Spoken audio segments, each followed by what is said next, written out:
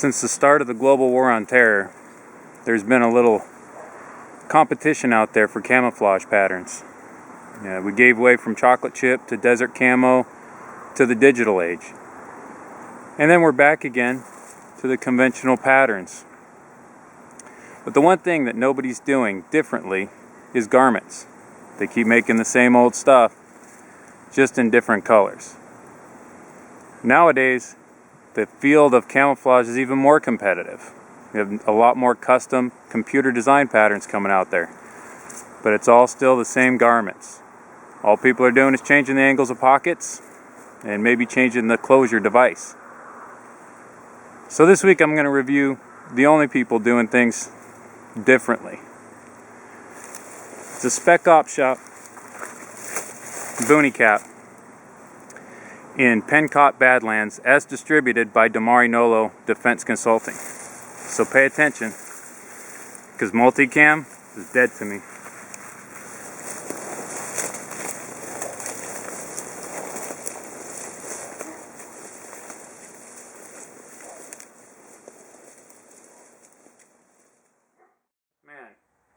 I've had a hell of a time trying to get this review done for the Spec op shop Boonie Cap from Domari Nolo.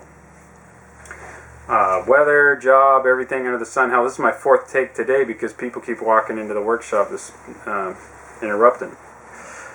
But I'm inside because it's too windy outside for audio, and I don't like putting out bad content. So I really wanted to show you this cap in this color in direct sunlight, because anybody that knows anything about camouflage knows direct sunlight's the enemy. Doesn't matter how good your pattern is, it's going to get given up in direct sunlight.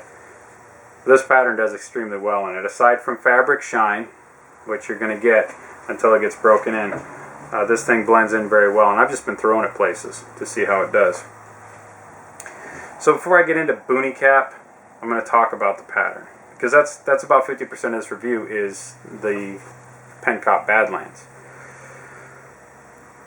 The guys that know me know that I was a real big multicam guy. I've been using it all over, overseas, wherever, all over East Texas, been hunting in it, and I was really sold on multicam. The other squirrels at Domari Nolo were telling me, come on man, you got to try this Pencott pattern, at least give it a good look. And I didn't take it very seriously because they all wear Pencott Green Zone, which is very green, super green. And down here in Texas, unless you climb up in a tree or you're sitting inside of a cedar, it's not going to do you any good. But Domari Nolo sent me this, the Badlands, and I was instantly impressed. It works very well in the dry grasses, the open ground, because camouflage really only matters when you're laying down, when you're close to the ground. Camouflage when you're standing up, I mean, put a tree between you and what's trying to find you and you're going to disappear. But this Pencott pattern is digital. They're all digital. Right now there's three. There's Sandstorm, Badlands, and Green Zone. But what makes this digital pattern different than the way that other digital patterns are done, this is a digital pattern laid flat. What you see is what you get. You get one layer. This digital pattern is several layers deep, which gives it the same blended quality that multicam does, where it blends out at the edges. It doesn't just abruptly stop in a splotch of tan or a splotch of green or gray or whatever color you happen to be using. It blends out along the edges, which makes it blend in when it's on the ground. And rewind this video after you're done. Now that you know where the cover is in the opening sequence of that video, you'll notice that in between the veg, I left some Badlands available for you to try and find it with your eye. And it's only maybe 12 inches from the camera lens. And it's HD. And it's not some 3 megapixel video. See if you can find it. See if you can spot it. Just to close up on the camouflage, give serious thought to these Pencott patterns. They get the Sandstorm, obviously for desert areas. Badlands is going to cover everything in the middle. And then Pencott Green Zone, which is going to be super in the northwest, the coastal rainforests up in Canada, the northeast, that whole region around the Great Lakes, and then down the East Coast into the swamps of the southeast portion of this country. I'm going to take Badlands to East Texas because it's pine woods, briars and undergrowth and stuff, lots of walnuts and things like that. So I think in the undergrowth, Badlands is still going to serve me well in East Texas, but I'm going to give it a try. I'm actually going to order the SOUs, which is the uniform tops, in Badlands, and a plate carrier and a rucksack, and anything they can get me made in Badlands, I'm going to pick it up. I'm sold on this product. That being said, to the Boonie Cap. Right? Everybody, well, I shouldn't say everybody, a lot of people know what a Boonie Cap is. The garment, the cover, was developed in Vietnam, locally manufactured by special operators, things of that nature. They had to sacrifice uniform items to have the local seamstresses make them. And it evolved a little bit during that era, and then it plateaued. And they've been issuing the same basic Boonie Cap ever since. And it's got a few parts to it. It's got your chin strap or head strap, depending upon who you talk to. And just for clarity, this is my US GI issue one that I was issued a couple years ago. It has grommets, 4 each on the top for ventilation. And then this here. This is what really makes a Boonie Cap a tactical device. It's called the branch band. It's where you're supposed to stick the branches. It's there so you can veg out the Boonie Cap. It's already designed to break up your silhouette when you're in the bush, in the ground, or in the grass, laying on the ground, whatever. It breaks up the silhouette of the human head. They added this brush band so you could stick vegetation in there. Now the drawback to the brush band is there's only one band. It's very rigid and hard. It's not flexible. And when you veg it out, if you over veg it, you end up with a tunneling effect. And any shooter knows that a counter sniper looks for tunnels. It's called a loophole. They want to see a clear dark space for that bullet path to go through. So if that's what you're doing, you're using a Boonie Cap as your cover, and you're crawling and you have it all vegged out, but you've got to leave that sight window open, that's not what you're looking for. And some of the advancements in this cover do cure that problem. First off, right off, you'll notice all the 550 cord around the outside of it. It's sewn in a Z pattern in multiple places. It's on there very well. And that's there to veg. And if you've ever vegged out a standard Boonie Cap, it's poor at best. I mean, there's holes, it clumps together, or it turns top heavy on you. The nice thing about this is they Z pattern the whole brim up the side and on the top.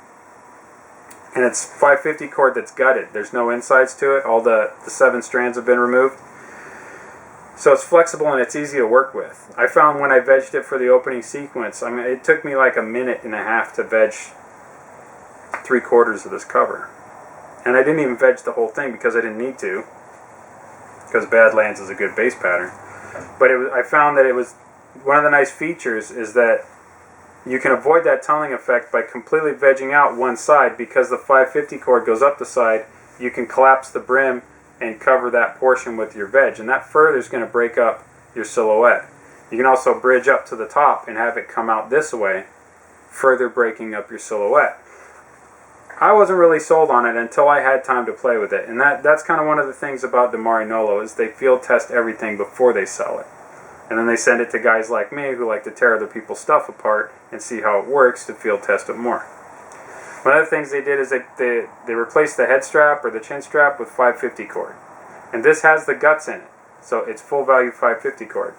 And then they run it through a bungee retainer in the back, so sizing it is quick and easy, and it stays that way. The added benefit to that is once you size it, you do have some emergency cordage to use because you can cut this out, you can take the guts out and use it further. One of the things they did is the vents. They got away from the grommets, they went to a mesh, and I measured it. The surface area of one of these vents is larger than the surface area provided by all 4 vents on USGI Boonie Cap. In the summer, or in humid areas, that translates to better ventilation. And with a design proposal, a change I made, it might even end up equating to air conditioning. Hint, hint. Watch out for the future. The other thing they did is they added a map pouch to the inside. Yeah, map pouch. You know, some people don't take that very seriously, but anyone who's ever done land nav via map, yeah, they still make maps. If you've ever done land nav via map in a hot area or a humid area, the top of your head is the driest part of your body. And putting your map in a Ziploc bag does work to a certain extent.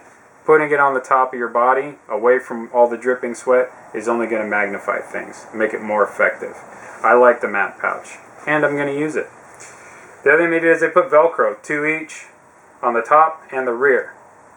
Now the listed purpose for that is IFF or morale patches.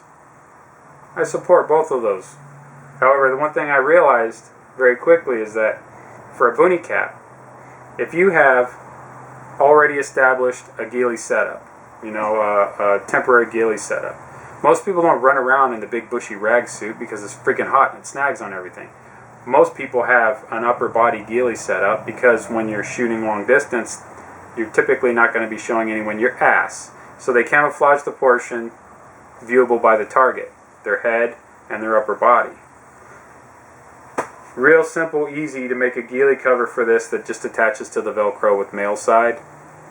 It's there when you need it, it's not when you don't, and when it's not installed, then you get the sun relief and the ventilation from your Boonie Cap. Because once you ghillie something,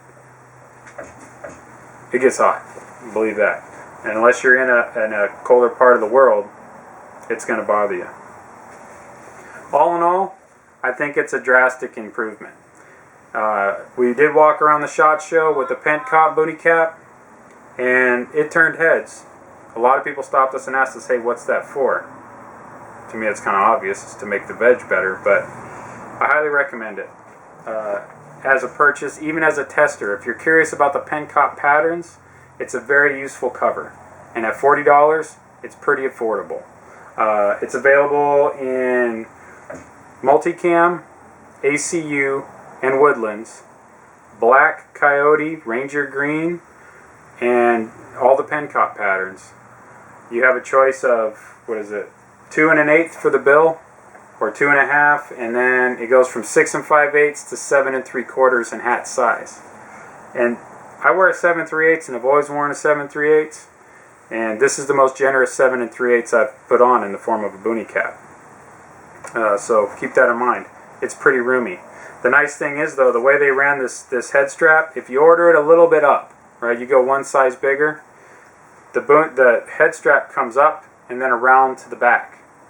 So when you tighten up the head strap, it actually shrinks the hat size a little bit if you'd like it to. Or it won't if you don't want it to. So Spec Op Shop Boonie Cap, as distributed by Domari Nolo Defense Consulting. Highly recommended buy for $40. And look to see me running around in this pattern in the near future with everything I can get my hands on.